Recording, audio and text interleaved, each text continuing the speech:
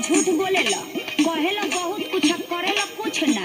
अरे पगली, अरे तू ही हमार हीरा है, तू ही हमार मोती है, तू ही हमार दाल है या तू ही हमार रोटी है, सब कुछ तू ही न है। अरे इतना मेहनतिया तो रही बजे न करीला।